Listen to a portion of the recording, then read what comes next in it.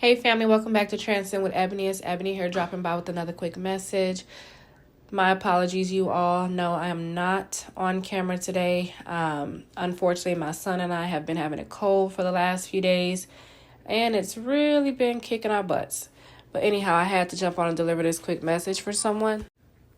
Sometimes, even though it may be the hardest thing or one of the hardest things that you will ever have to do in your life, walking away from someone that you truly love because they don't love you, because they continue to mistreat you, because loving them is hurting you, because loving them is causing you to remain a target, front row and center, for them to attack you because of their own insecurities, their own trauma, their own pain, their own unhealed wounds. Sometimes you have to walk away from these people. And though it may be the hardest thing, one of the hardest things that you will ever have to do in your life, it is also something that has the greatest benefit for you in the long run. You know, it comes to a decision of choosing your hurt. You have to sit back and say to yourself, you know what? Am I going to sit here and continue to let this person purposely inflict pain on me, continue to use me as their punching bag? And I don't mean that literally, so to speak. I mean that figuratively, so to speak, though it can be literal as well. But what I mean is this person using you as their punching bag by continually talking down to you, cursing you out, calling you everything but a child of God, continuing to gaslight you, continuing to manipulate you, and you are the target of their aggression and their frustration.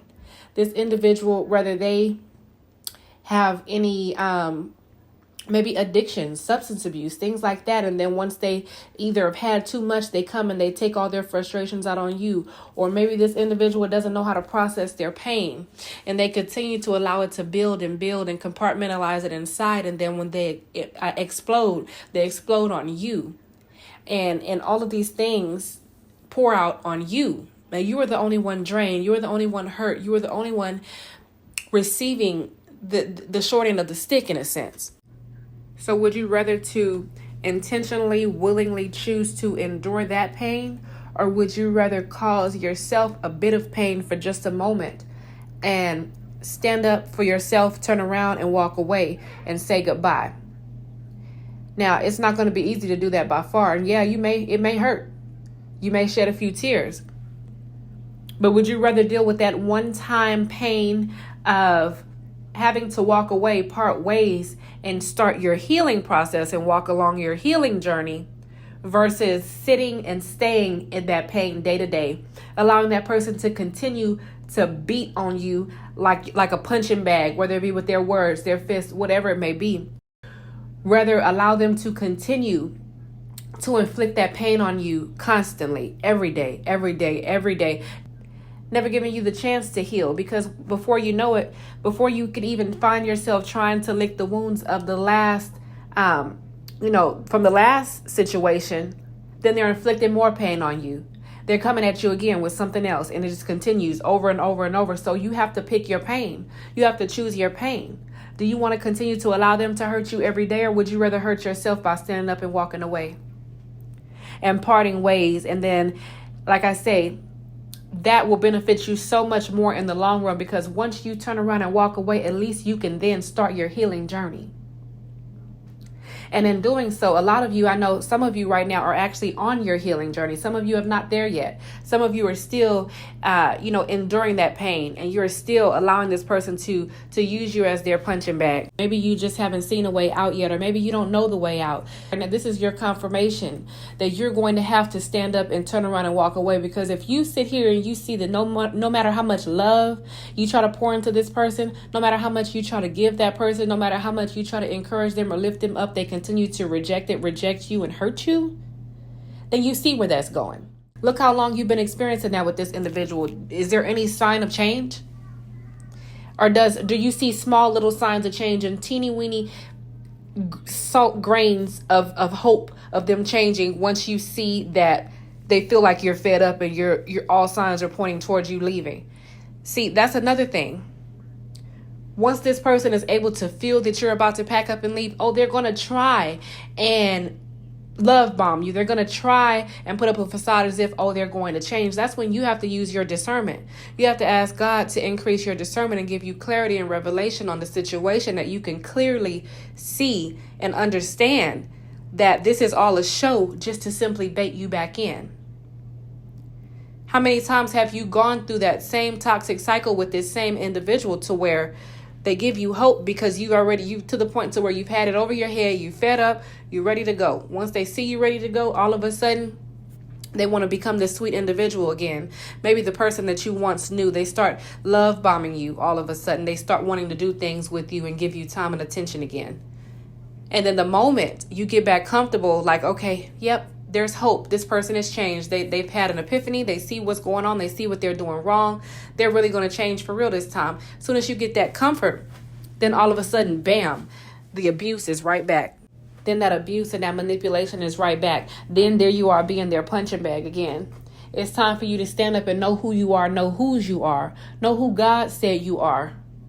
Continue to have enough respect for yourself. Walk in integrity. Do what you know is right for you. Because see, you've been doing what you thought was right for this person for far too long. You've been projecting your best traits, your best characteristics on this individual. This person don't have the same heart you have. This person was not cut from the same cloth that you were cut. You and this person are not one and the same, but are very opposite. See, you belong to God. You have a good, pure heart. You really, when you love, you love.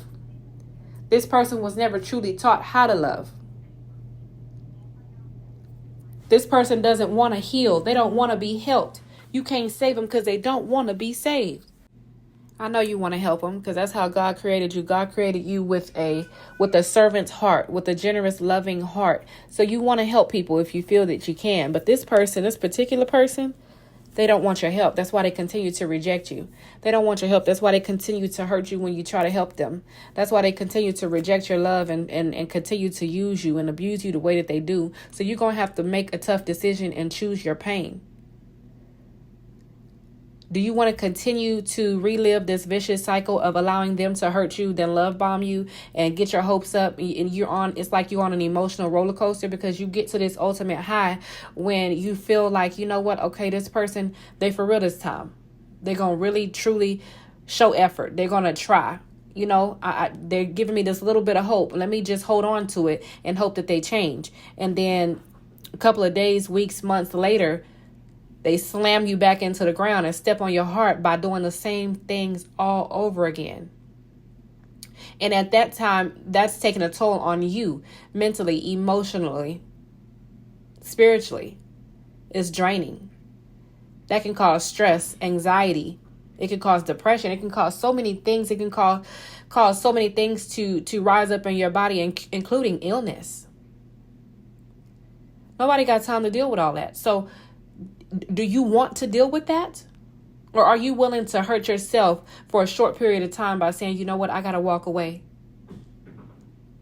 I got to walk away and I got to stay away. And see, when you finally walk away, when you finally muster up the strength to walk away, it's going to be hard to completely shut those lines of communication. You may feel like, you know what, let me just see maybe if they've changed. Let me just check on them and make sure they're okay. You're going to have to cut those ties and cut those lines of communication completely. You're going to have to cut those things completely to give yourself a true chance at healing. Because if you don't, you're going to continue to allow that wound to stay open. See, and God will isolate you during your healing season as well. During your healing season will be a season of isolation. Most certainly isolation from this person. See, because even if you think about it, when an animal hurts himself, let's just say a dog hurts himself, what does he do? He goes and he removes himself from everyone and everything, and he sits there and he licks his wounds. That's his time to heal. That's his time to nurture himself back to health. And much like those animals, much like that dog, and no, I'm not calling anybody a dog. But what I'm saying is, much like any animal who is wounded needs time to isolate and lick their wounds in order to heal. They need time to nurture their wounds. What do you think that means for you? It's going to take you time to nurture yourself back to health as well.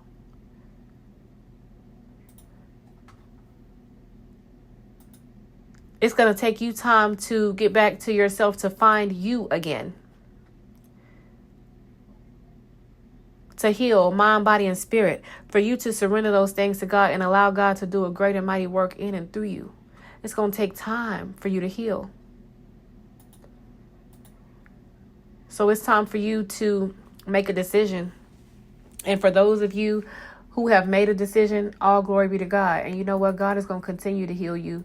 God is going to continue to do great and mighty things in you and through you. And God has the right person for you. It's just a matter of time. But you must heal first. You must heal first. So I just pray this quick message blesses someone and encourages someone. I love you all. God loves you all. God bless you all. Talk to you soon.